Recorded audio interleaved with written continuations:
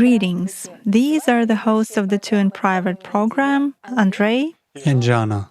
A human is constantly striving for something new to him. It is his deep inner need, which is associated with an aspiration for inner spiritual perfection and development of cognition of the invisible world through the deepest feelings.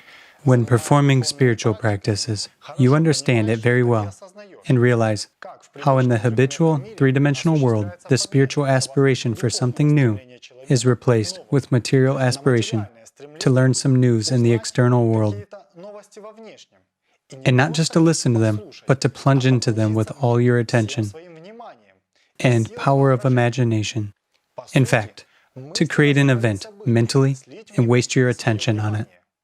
Meanwhile, what a person chooses in his thoughts and feelings is what he lives by, thus forming his spiritual destiny. What can be more important for a person in his transient life than spiritual self-improvement, which gives life eternal? You understand this when you start working on yourself in the reality of today. At one time, me too, I didn't just track external information, but I used to live in it.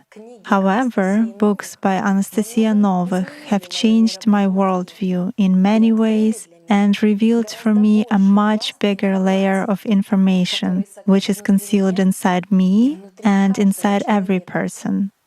That on which all external things in our lives parasitize. Today, we would like to share our experience of working with the ancient spiritual practice, the lotus flower, which was outlined in Sensei, the Primordial of Shambhala, Book 1, and explained in detail in subsequent books.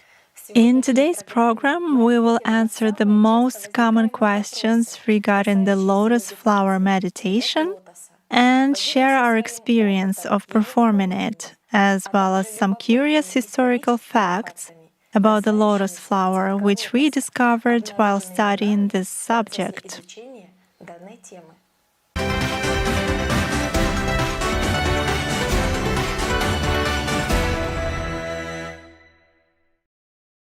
The spiritual component is an integral part of every human being.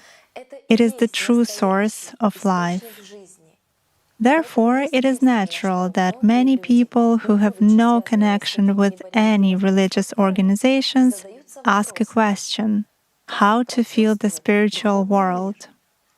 The answer is one: by means of spiritual practices, through experiencing deep inner feelings.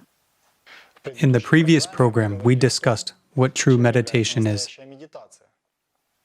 Meditation is a tool for a human to explore his spiritual nature. Meditation is a tool that enables you to feel the genuine reality through the deepest feelings. It's a natural state that we modern people have lost.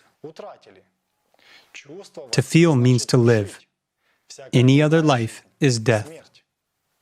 True meditation, just as wisdom, has no limits to exploring it. And this particularly applies to the lotus flower meditation. Its technique is actually very simple, which enables you to perform it almost in any conditions which may arise during the day. Yet the quality of this practice changes along with the changes in a person himself, and depends on the state in which he performs this meditation, because it is so versatile and profound that it is impossible to fully comprehend it.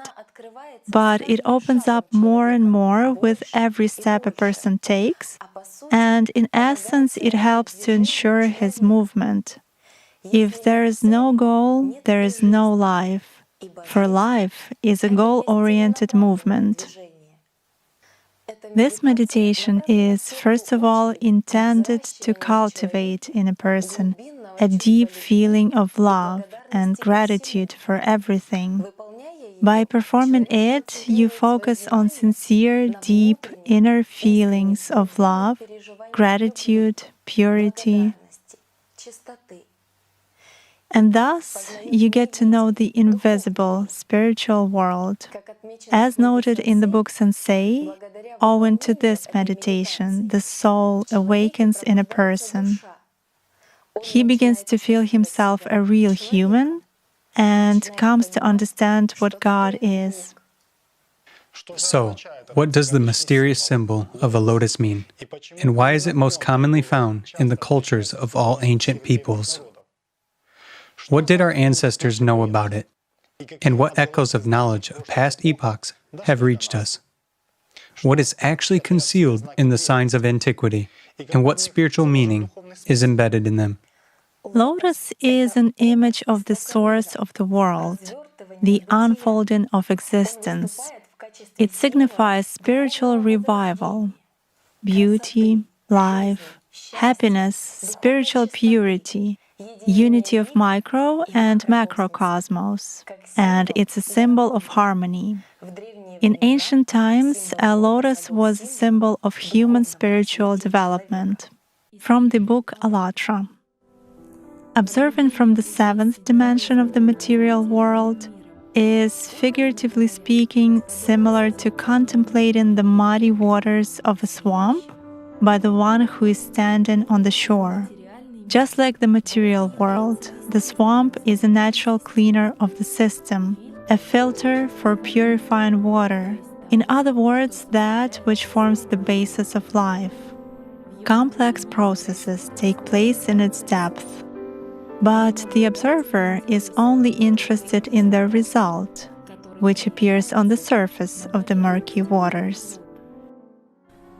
Many people who have lived their lives in vain and failed to use their spiritual chance are like bubbles floating to the surface, filled with the emptiness of desires of the material world. Their fate on the surface of the water is sad and predetermined. When touching a qualitatively different environment, the bubbles burst, turning into nothing. But there are also those who, merging with their soul during their lifetime, are like a beautiful lotus bud appearing on the surface of the murky waters. The snow-white flower captivates the observer's attention with its purity and novelty. The observer admires the beauty of the flower and gives it his attention, watching the process of unfolding of each petal.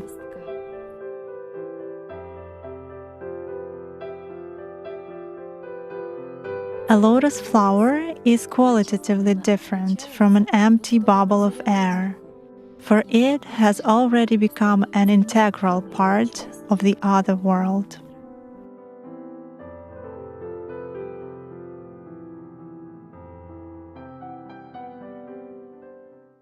A lotus was especially revered in the ancient East, ancient Egypt, India, and China.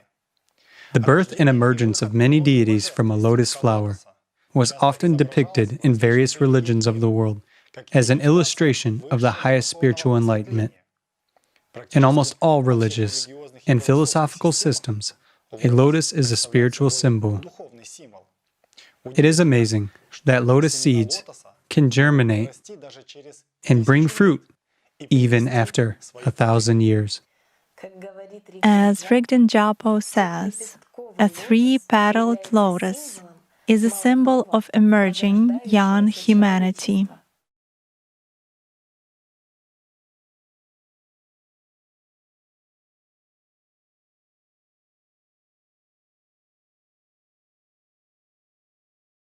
The lotus flower spiritual practice has existed in its invariable form for more than 4,000 years. This is confirmed by numerous ancient sources.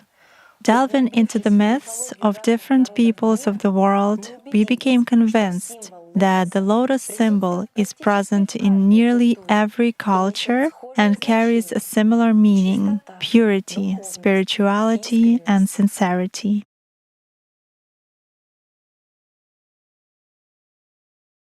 Anastasia. Yes, I've noticed such a peculiarity based on my initial experience of mastering spiritual practices. When you listen for the first time how to perform a new meditation, 1,000 questions come from the mind about how exactly to do it. Now I understand why you always give such diverse associative comparisons and clarifications while explaining a new meditation. These are clarifications for the mind, so that the material brain could at least understand something at first and simply grasp a general scheme of meditation. In other words, this is an attempt to explain to a person whose consciousness is currently operating in the mode of perception of the third dimension, those phenomena which will take place during the meditation when his consciousness switches to the mode of perceiving other dimensions, or rather the parts of his structure which are located in other dimensions. After all, when you do the meditation itself, everything turns out to be very simple and clear, because you do it with your deepest feelings. Moreover, in an altered state of consciousness, when you have an extended perception of the world and typical self-analysis of a resident of the third dimension is switched off. Rigdon. In earlier times, basic spiritual practices were explained almost at the elementary level, essentially just like nowadays. In other words, they took common associative examples of the three-dimensional world, understandable to a person in everyday life. It was only necessary so that he could grasp the initial stages of the spiritual work. With his further spiritual development, the need for this disappeared, because the person gained a personal experience of being on the invisible side of reality, in the spiritual world. Well, that reality is impossible to explain in human words. That is why spiritual people understand each other without words. As for those who don't know about the other side yet, they constantly try to grasp with logic that which can only be understood with feelings. For these people, such coarse associations of the material world were given. Basically, such a method of knowledge transmission has been used since ancient times. Moreover, as a rule, such, so to say, basic knowledge was placed in plain view. Suffice it to look at the signs and symbols that surround us in our lives, or at traditional religious images, or to look into the history of arts of the peoples of the world in order to understand that this knowledge has always existed.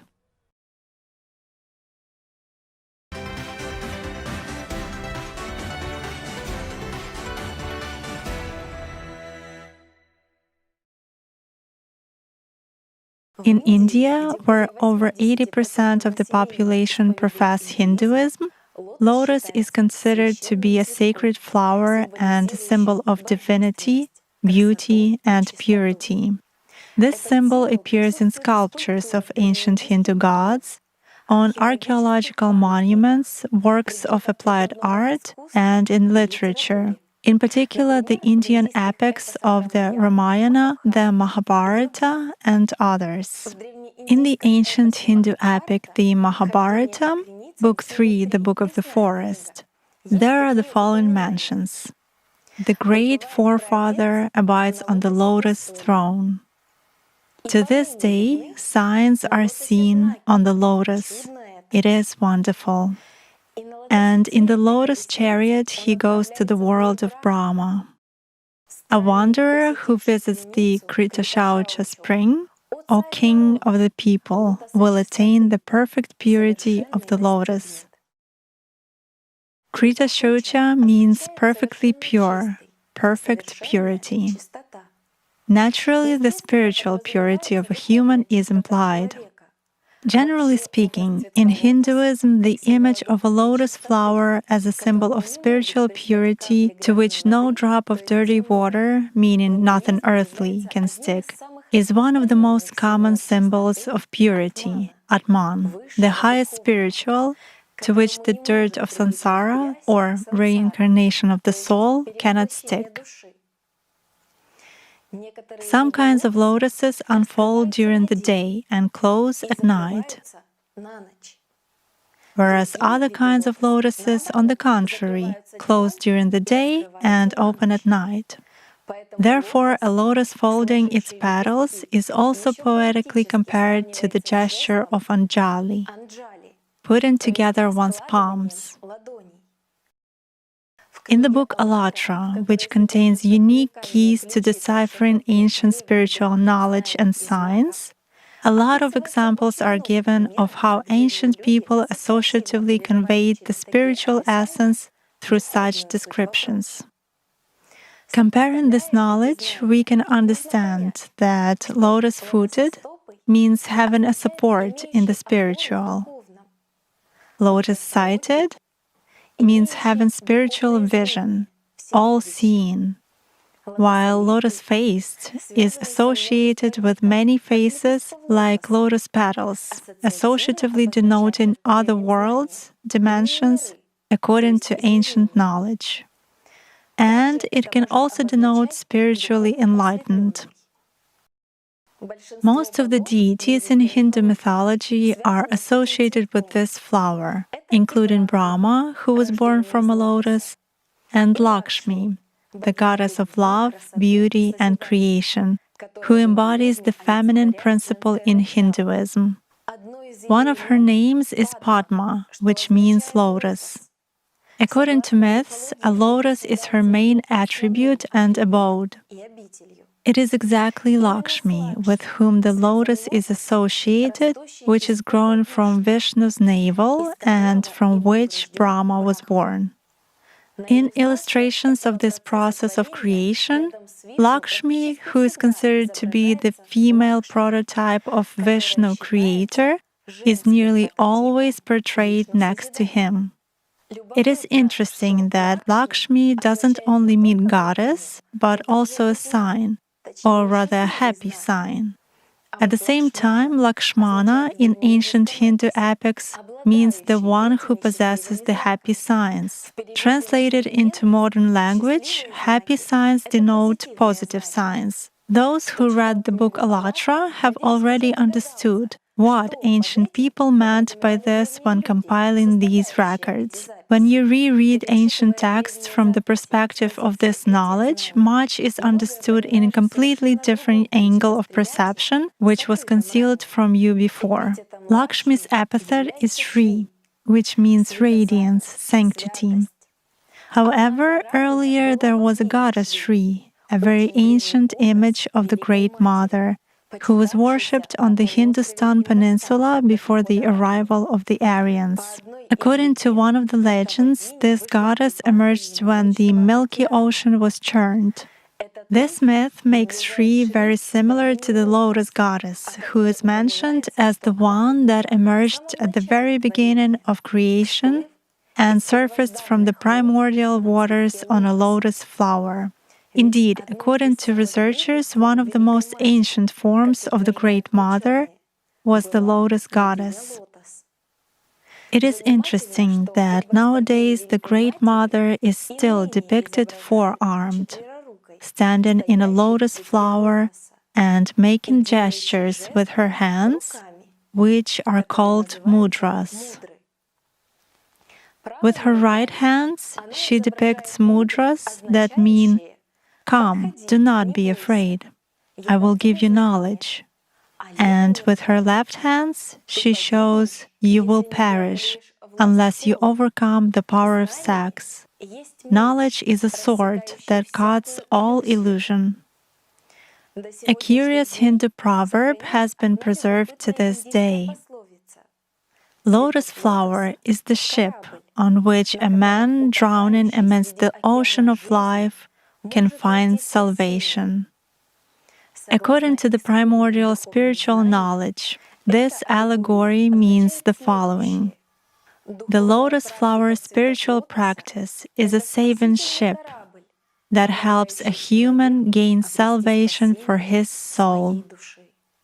In the world, there are approximately 500 million people professing the ancient religion of Buddhism, which is now regarded as one of the world religions.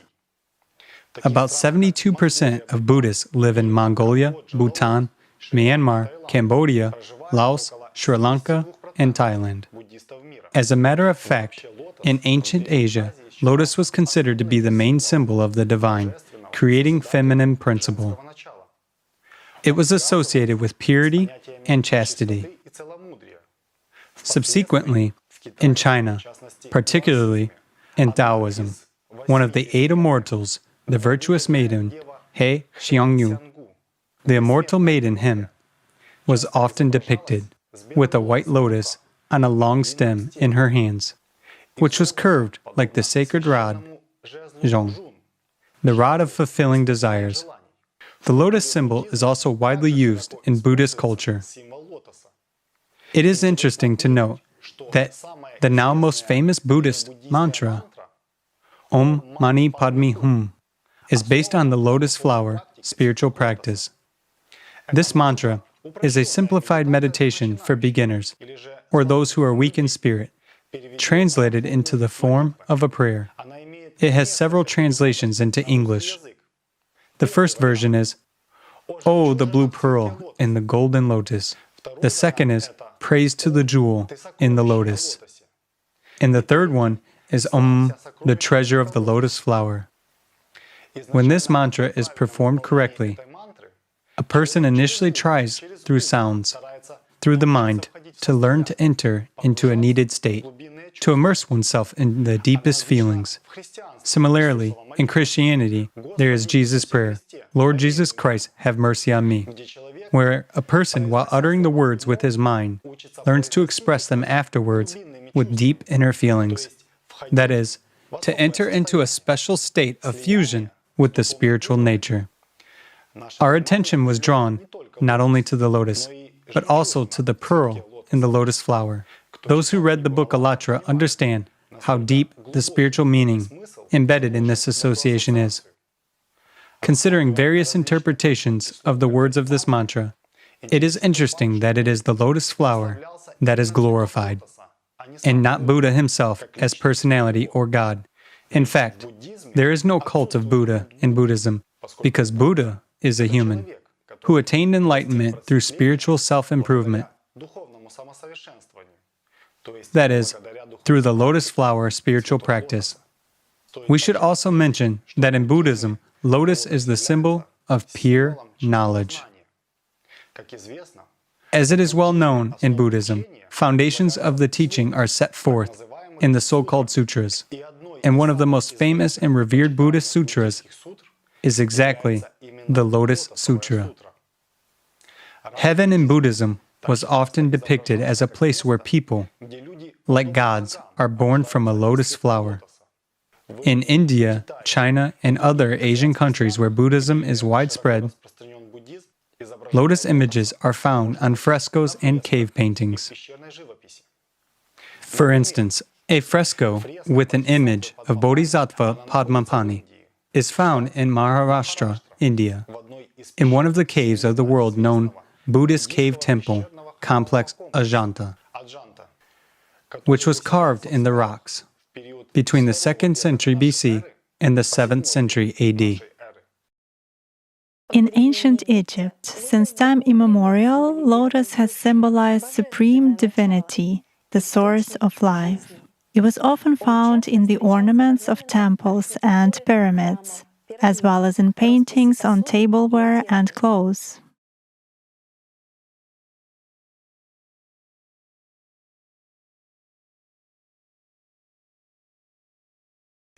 It is interesting that in ancient Egyptian hieroglyphic script, a lotus symbol denoted joy and pleasure of a spiritual nature, that very spiritual happiness. Moreover, lotus is a permanent attribute of many Egyptian deities.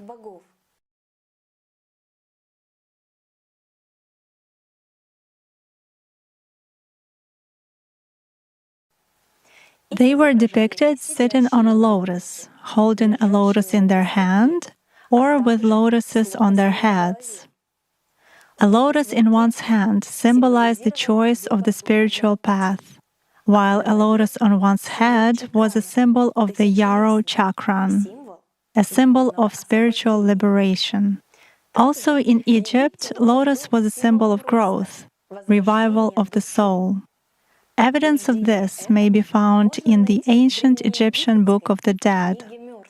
Thus, in the chapter Transformation into a Lotus, it is said, "I am the pure lotus, which sprung from the divine splendor that belongs to the nostrils of Ra and to the head of Hathor. I have made my way, and I follow on seeking for him who is Horus. I am the pure one who comes forth out of the field of God Ra." Ancient Egyptians were familiar with the lotus flower spiritual practice as well. According to Sensei, the primordial of Shambhala Book 4, the knowledge of it was restored in the human community of that time more than once. This book also contains quite interesting information about the time of Imhotep and the spiritual formation of the society of that time. Quite many of Sumerian and Akkadian tablets contain depictions of laying a lotus flower by priests or heroes on the altar, as well as people's birth from lotuses, or presenting lotus flowers to pilgrims. So, what does this symbolic image actually mean? Initially, among ancient peoples, an altar did not symbolize a table of sacrifice, which was invented much later by the priests of various religions. An altar is not a place of prayer, but an inner state of a human during his dialogue with God through the deepest feelings. It is precisely this state of all-embracing feeling of love that a person achieves while performing the lotus flower practice. This very spiritual experience is what the ancient Sumerians tried to depict figuratively in fact. Lotus was also revered in Greek mythology, for example, in the myth of Lotus and Dryope, as well as in Cypriot art. Greeks borrowed a lot from Egyptians, including religious knowledge, elements of mythology, and attributes of their deities. That is why they often decorated their goddesses with lotuses, or lilies, to indicate their spiritual purity. In Christian culture, a lily flower has the same symbolism as a lotus in the East: purity, creation, and divine origin. This flower is a symbol of Virgin Mary and Archangel Gabriel, about whom there is interesting and rare information in the book Alatra. Lily is a symbol of glad tidings. This flower became a secret symbol of the Knights Templar, and many temples built under the auspices of this Christian order were decorated with it. There are more than 1 billion Muslims in the world. In Muslim culture, the lot tree, or the lotus of the utmost boundary, Sidrat al-Muntaha, has a special symbolism. The number of leaves on it precisely equals the number of people on earth, while the fall of a leaf symbolizes the death of a person. This tree is located at the top of the 7th heaven, near the throne of Allah. In the Quran, it is said, "And he certainly saw him in another descent, at the lot tree of the utmost boundary. Near it is the garden of refuge. When there covered the lot tree, that which covered it, the sight of the Prophet did not swerve, nor did it transgress its limit. He certainly saw of the greatest signs of his Lord." Lotus of the utmost boundary denotes the highest degree of knowledge of God. In the famous hadith about his Maraj, ascent into heaven, the Prophet, peace and blessings of Allah be upon him, he said Jibril took him, the Prophet, up into the heavens. He went through from one heaven to the next by the command of Allah.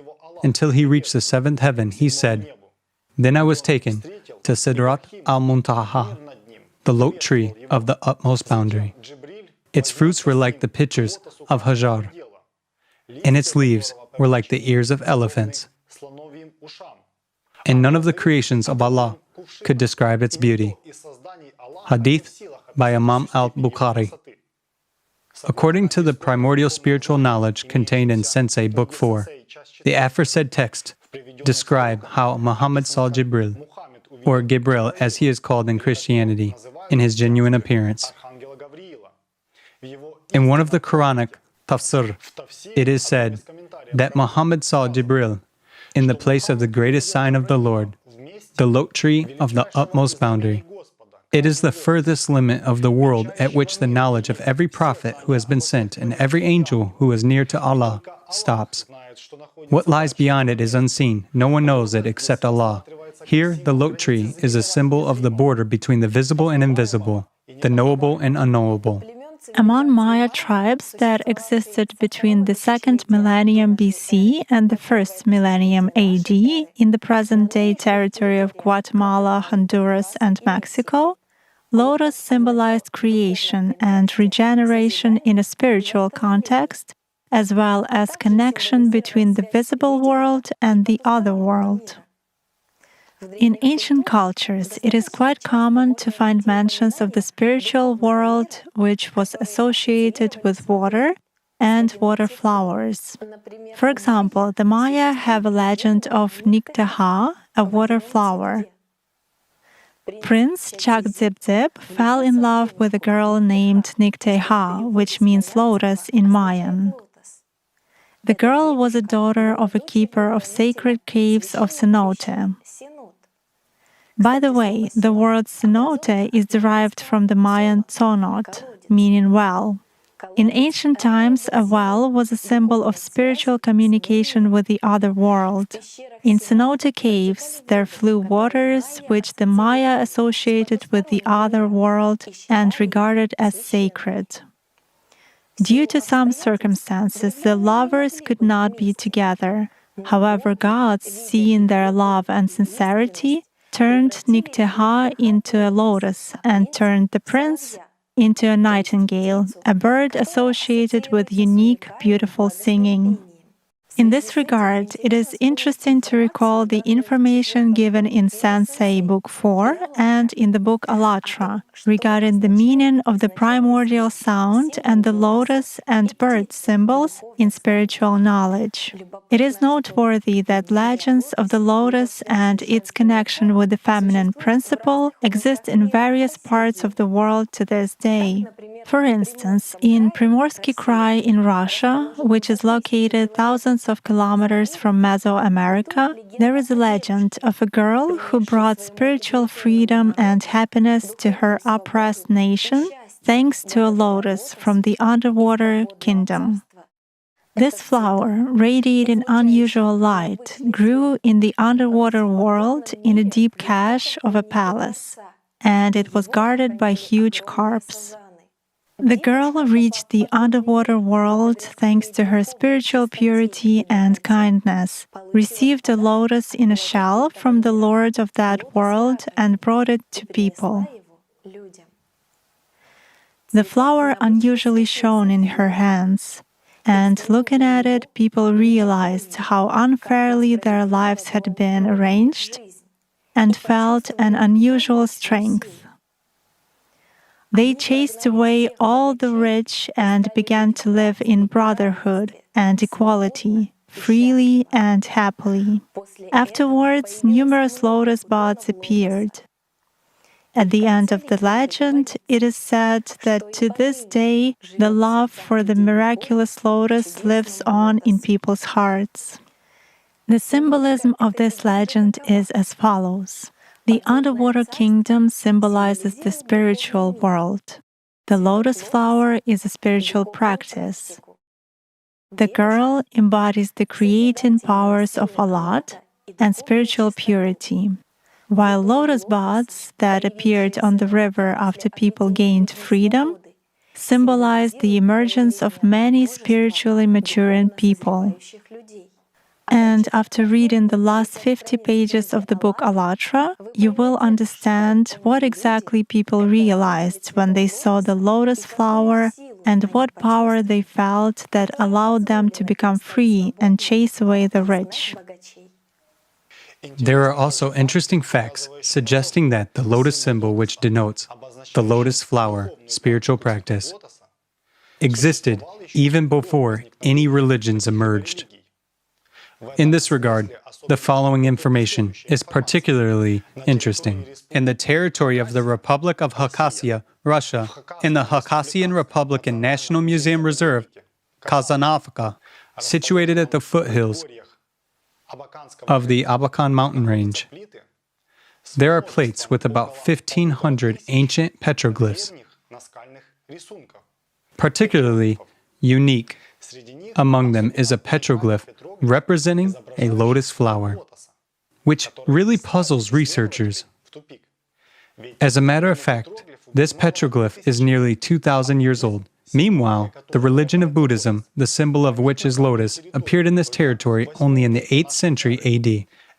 This indicates that the knowledge of the lotus flower spiritual practice and the use of its symbol existed in this region long before Buddhist culture started spreading there.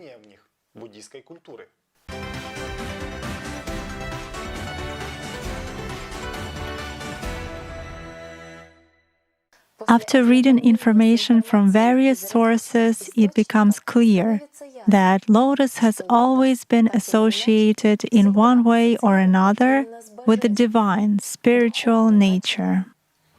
This is natural because by means of this meditation, a person works on oneself spiritually and learns to live in the spiritual world through the deepest feelings. In other words, to attain spiritual immortality during one's lifetime. While reading the book Alatra, I arrived at numerous striking discoveries, including the fact that a person himself is responsible for saving himself as personality and his soul. And everything is based on one's conscious choice. When a person makes such personal discoveries, he begins to pay attention to these points in other books as well. Thus, in a Persian text of the 9th century, the most comprehensive Zoroastrian work, the Denkard, translated as Acts of Religion, which is an encyclopedia of religious knowledge and partly outlines the contents of Avesta. I've read the following. When Ahura Mazda first created humankind, he gave the following order: be diligent to save your souls. Then I will take care of your bodies. For it is impossible to save your souls without you. However, people are misled in the following way. They themselves take care of material things, but in spiritual matters, they rely on Yazad. The name Yazad originates from the word Yazdan, God. The same spiritual meaning may be found in Christianity, in the Discourse on Man. As Blessed Augustine said, when we put God first, all other things fall into their proper place. In the light of the knowledge about the spiritual world given in the book Alatra, you begin to read such texts with a deep understanding of the essence, seeing the main point through the husk of everything extraneous added over time. And it doesn't matter what religion sacred texts belong to, because the spiritual essence is the same for all of them. The main thing is from which observer you're reading, from the spiritual or the animal nature. That's right. I remember that while reading Sensei Book 1, I was particularly amazed by the fact that the lotus flower practice actually brought Siddhartha Gautama to his spiritual awakening, having turned him into a godlike being, Buddha. Yes, but you shouldn't sit and wait until someone comes and does your spiritual work for you. Instead, you should work on yourself here and now. In the book Alatra, there are interesting lines regarding this. Anastasia, This is all true, but I encountered many people who, instead of not losing valuable time and hurrying to change themselves, look for an example of a spiritual person in life. In other words, someone who has already changed himself.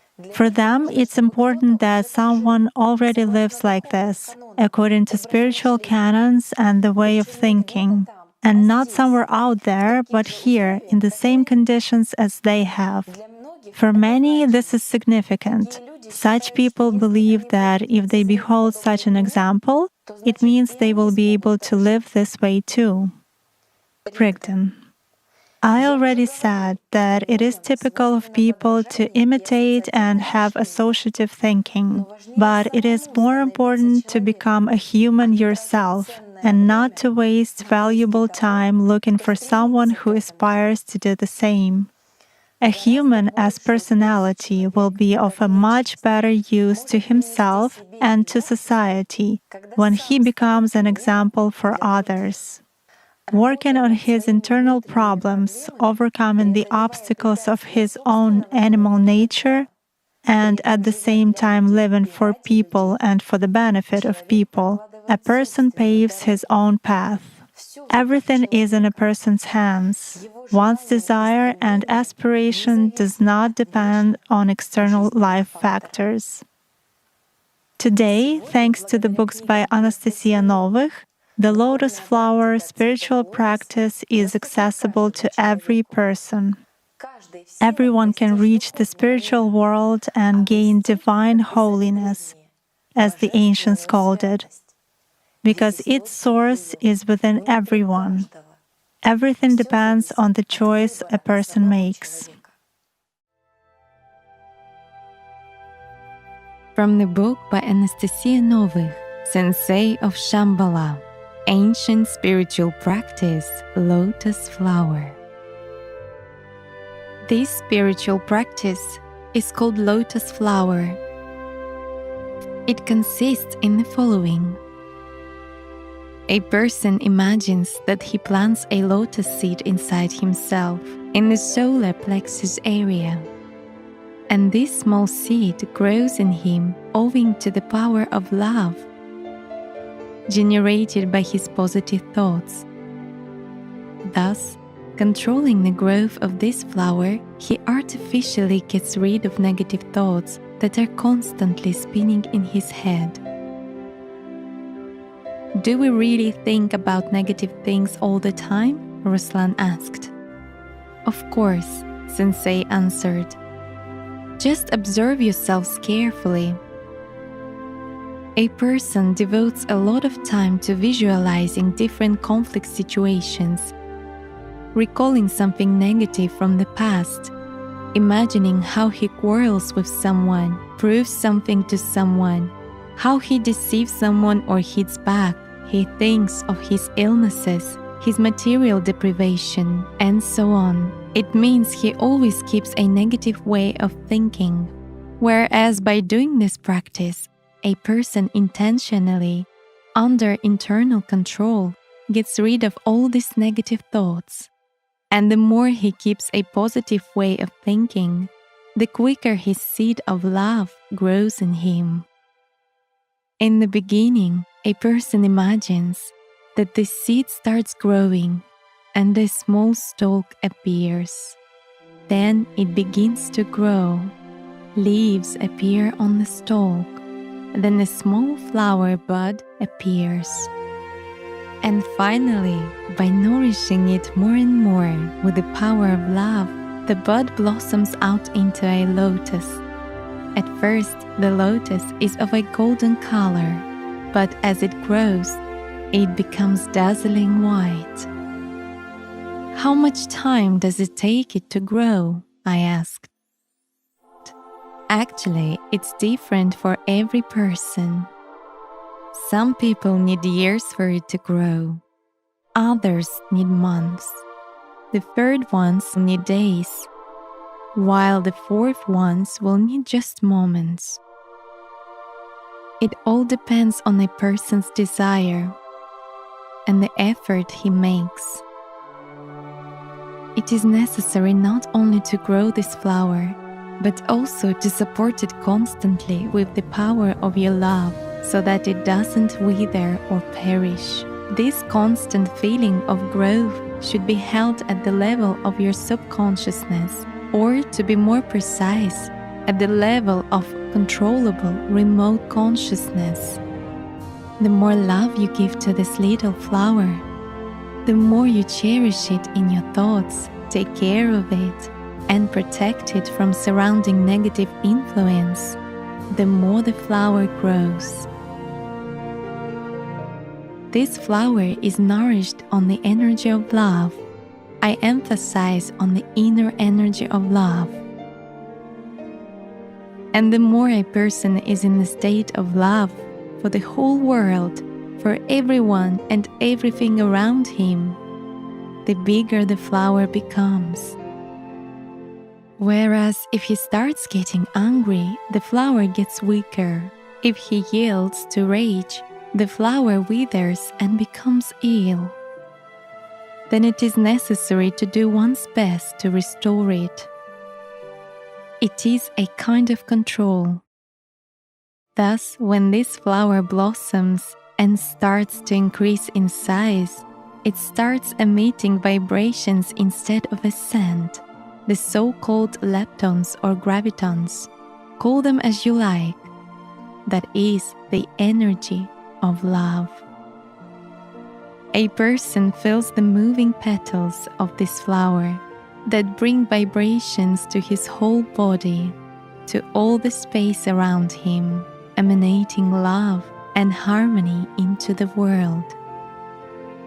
Is this felt at the physical level in any way? Eugen asked. Yes, the lotus can be felt as a kind of burning in the solar plexus area, as a spreading warmth. That is, these sensations arise in the solar plexus area where, as legends say, our soul is located. From this area, warmth begins to radiate. The whole point is that wherever you are, whoever you are with, or whatever you do or think, you should always feel this warmth, this heat that warms not only your body, but also your soul. This internal concentration of love is located in the flower itself. Eventually, the more you take care of it and glorify this love, the more you feel that as this flower expands, it surrounds your body with its petals entirely. And you are inside of a huge lotus. And then a very important thing happens. When you reach the stage when lotus petals surround you from all sides, you feel two flowers. One is inside under your heart that warms you all the time with the feeling of inner love.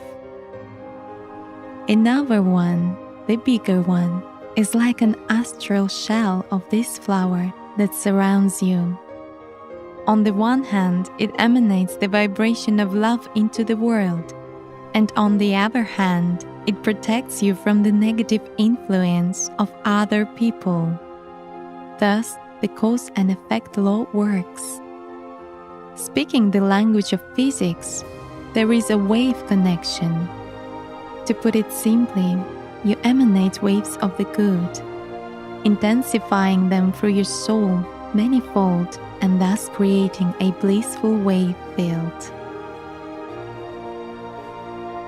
This force field that you constantly feel and support with every fiber of your love at the same time positively influences not only yourself but also the surrounding world. What happens owing to everyday practice?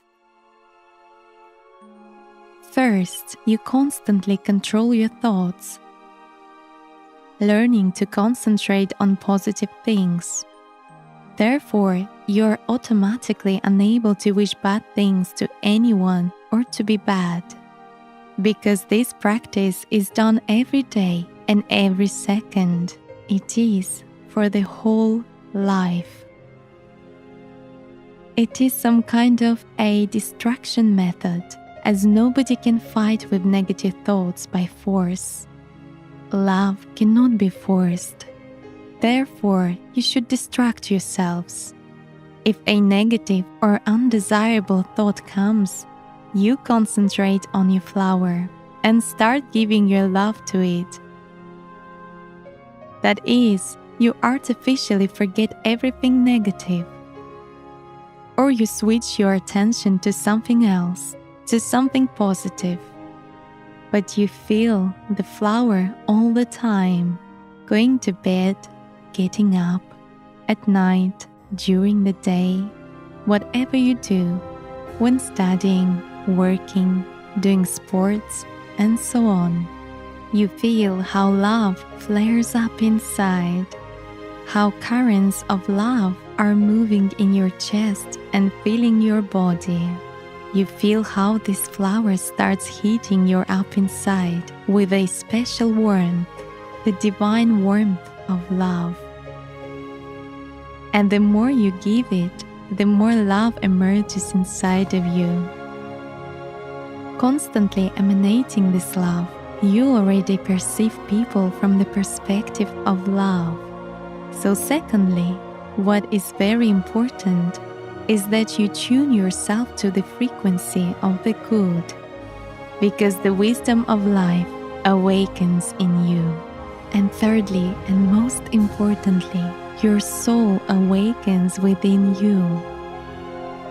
And you start feeling that you are a human.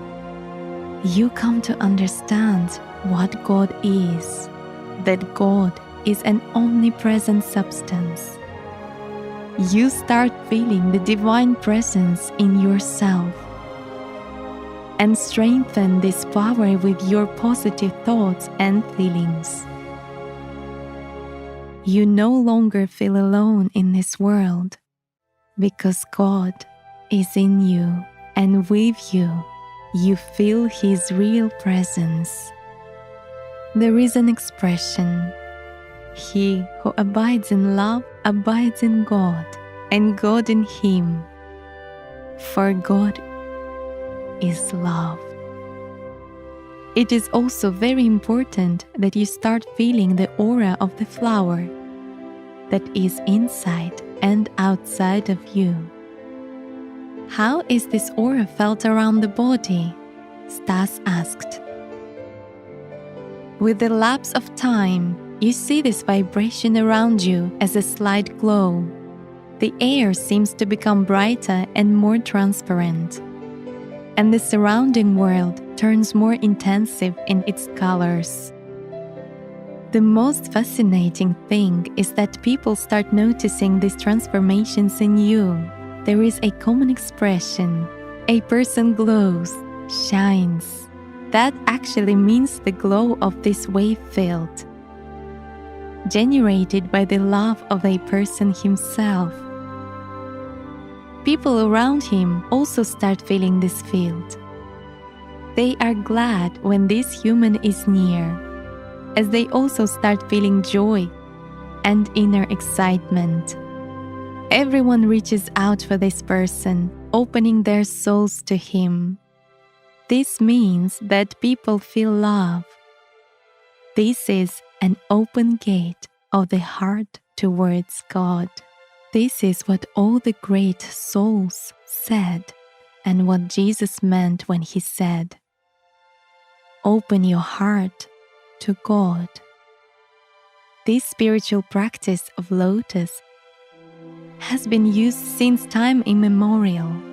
Since olden times, it was said that lotus begets gods, that God awakens in the lotus.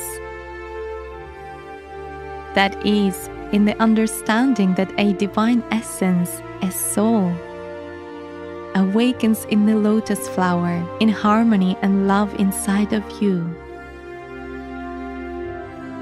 You should always take care of your flower, constantly controlling your thoughts and feelings, so that the lotus flower does not fade. Is a real flower actually growing there? Slava asked with surprise.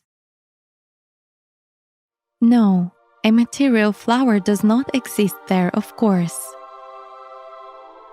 It is imaginary. This process may be described in a different way. The awakening of divine love, the reaching of enlightenment, full unity with God, moksha, Dawa, Shinta. Call it what you like, but all of this is just words and religion, while in fact, it means that you create with your positive thoughts and feelings of love a certain force field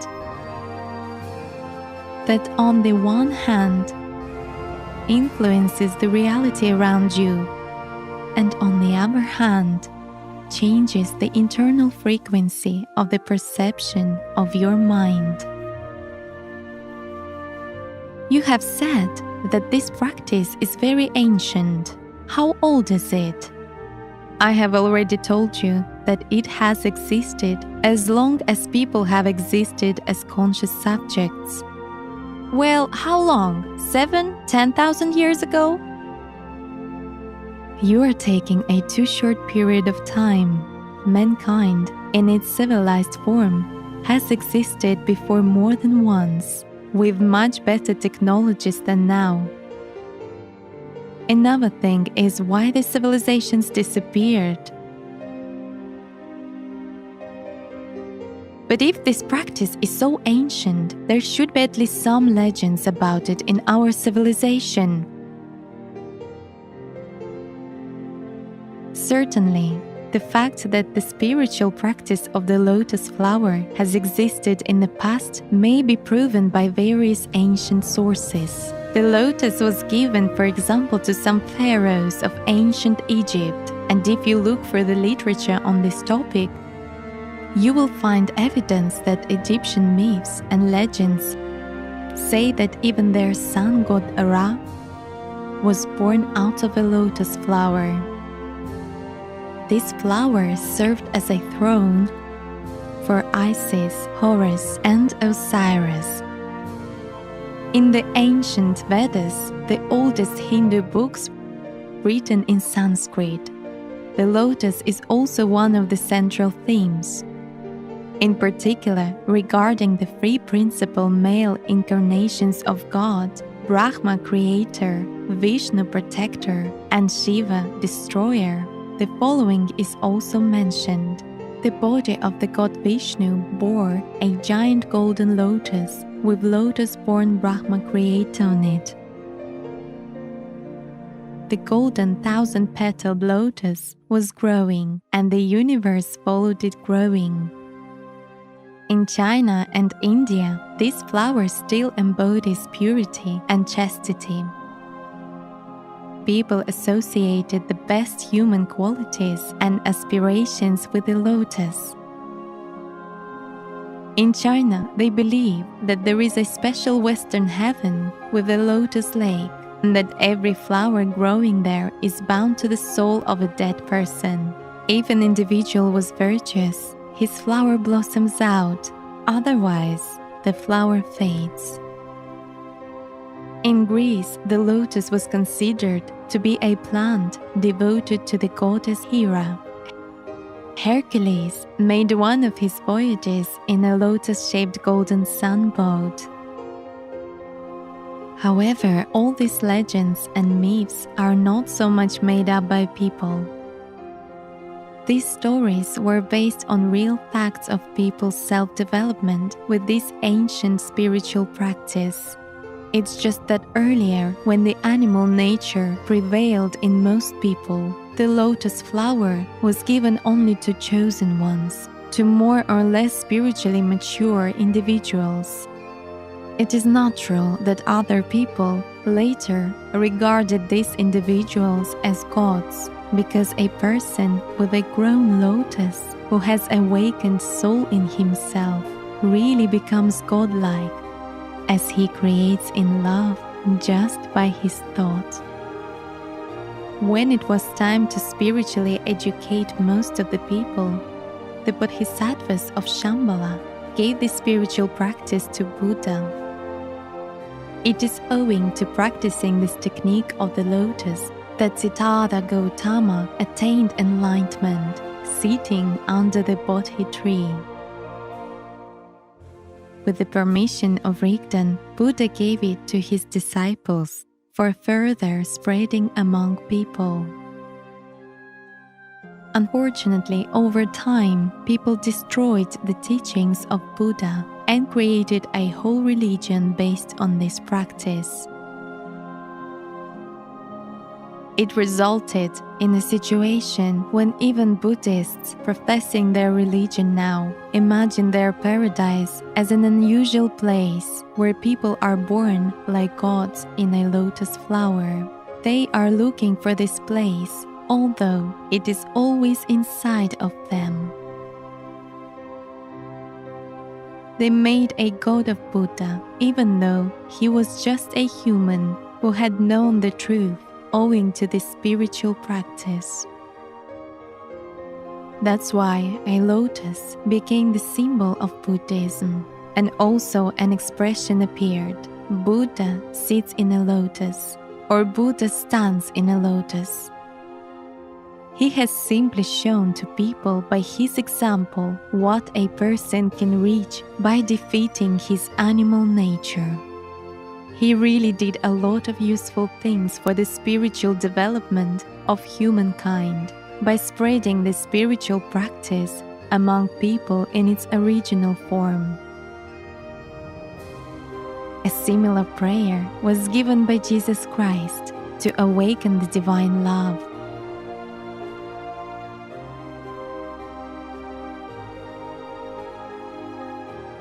In general, Buddha, Jesus, Muhammad, and all the great ones knew this spiritual practice as they used the same source. It helped them not only to become themselves, but also to help other people explore their divine nature. Why was it so pleasant for everyone to be near Buddha, Jesus, and Muhammad? Why is it said that holy people shine? Why are we sometimes unwilling to leave complete strangers on meeting them? Because they emanate this love. Because they always strengthen this power. The power of the good, the power of love, the power of this divine manifestation in a human. People say about such individuals that God is in them. And this is true. So does it mean that you should just think with love about this flower? Andrew asked. No, you should not just concentrate yourself and think of it, but you most importantly provoke this feeling of warmth in the solar plexus area and constantly support it with your positive thoughts. Many people might not succeed at once, because you should get to the bottom of it all. Imagine it more realistically, and I repeat, provoke all these sensations. Why do I focus your attention on this? Because when a person provokes these sensations, he starts supporting them not just with his mind, but also at the level of his subconsciousness. This leads to awakening of the soul. It just cannot help but awaken. And the more love you share with it, the more it will awaken. And the faster you will become yourself, the one who you are inside eternally, and not in your external mortal body shell. After keeping silent for a while, Sensei added, "Life is too short, and you need to use the time to glorify the spiritual essence in your heart." I started practicing lotus flower a few years ago. At first, I can say I was doing the lotus meditation from the mind, more in the bare imagination. I mistakenly thought that everything was happening in me and perceived my image solely as a physical body. As I understand it now, I worried about everything external and material from the mind, whether I was sitting correctly in the meditation posture, how I looked outwardly, and how many minutes I was sitting in meditation. At that time, I was still sitting instead of performing meditation as such.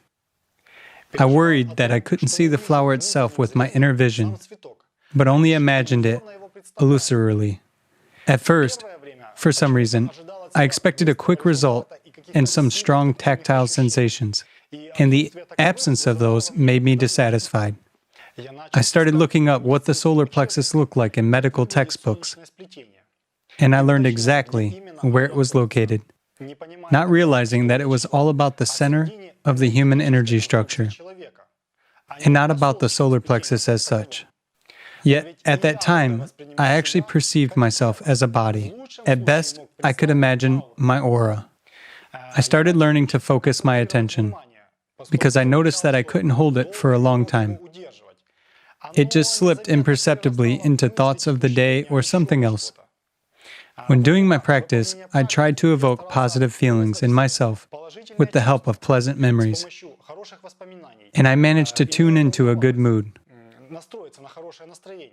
But most importantly, I was learning to generate spiritual love in myself, because before that, I had a different understanding and idea of love as such. With time, I managed to form a proper attitude to meditation. I realized that my personality is not a body. With this insight, I no longer needed to evaluate how exactly, on the external or physical level of sensations, I performed this meditation. I realized that the lotus flower became my inner state, which I began to wake up with after a night meditation and try to hold it throughout the day. It is more than just being in a good mood. You simply live in that state. And it brings you kind of stability in everything. Even if outwardly it seems that new circumstances of life will not bring anything good, it doesn't bother you as much from the inside as before. This spiritual state brings inner peace and confidence at the level of intuition. I can surely say for myself that there is a significant difference between the way I performed this meditation initially and now, several years later. For me, it was sort of a ladder with my discoveries in understanding and exploring myself. Now I realize that in many ways it didn't work at that time because there was a lot of selfishness, pridefulness, some pointless resentments and judgments from animal nature. And I lacked understanding of who I was and what I was in the world invisible to me. I lacked steady choice, inner sincerity, and purity of spiritual intentions. And I yet had no understanding that perception of information occurs in a different way, not through the external, but through the internal. Later on, there followed work on myself where a lot of insights came, starting from training in focusing attention and tracing my thoughts up to the attainment of conscious spiritual processes, thanks to the deepest feelings. All this work continues to this day. And every time when I discover a new range of feelings in myself after another meditation, I am amazed. So this is what the lotus flower meditation is really like. But what was I doing before? With such an understanding, you begin to see the spiritual aspiration of ancient people in a different way. You begin to realize that in the modern world, a human has lost the main thing, life through his deep inner feelings with his spiritual nature. The animal mind system has accustomed people to trust their material brain more than their intuitive feelings.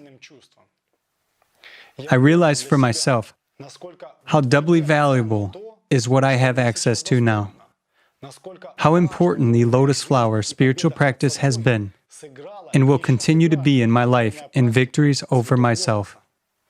No matter how many times I perform meditation, I am always surprised. Everything is unexpectedly new. It's just impossible to do the same meditation twice in the same way. Meditation always leads to new feelings, new light, new depths, to intertwining feelings that are impossible to describe in words. When you perform meditation for a long time, you come to understand, and this happens not in words, but through a concrete insight, that it's impossible to do it to the end, because it leads you to infinity. Our brain cannot understand this process, while feelings describe this multidimensional process, the genuine reality, in vivid colors of inner experience. When you focus on the inner feelings of love and gratitude, there is no longer anything else but feelings. These are feelings that turn into light, into life, into real home. I began to look forward to every meditation as a real holiday. Can you imagine every day as a holiday? A celebration which never ends and the nature of which is infinite. It may be figuratively compared to a feeling of hunger. No matter how much a person eats, sooner or later he will want to eat again. And his desire to be satiated with food will not be fake. It's the same with meditation. When you perform it regularly, you always want to be on the wave of deep inner feelings, to bathe in love and joy. There arises an urgent need to nourish your life with spirituality. If you really perform meditation through feelings, directing all your efforts and attention to this process, it inevitably leads to the point that you begin to feel your soul with the deepest feelings and come into contact with the spiritual world, which cannot be described in words. And the more you nourish your soul with love, the more it responds. The more you discover your true nature and become yourself, the one you are eternally on the inside, and not in the external mortal shell. And the closer you get to understanding yourself and the main spiritual milestone of your existence, the fusion of personality and soul.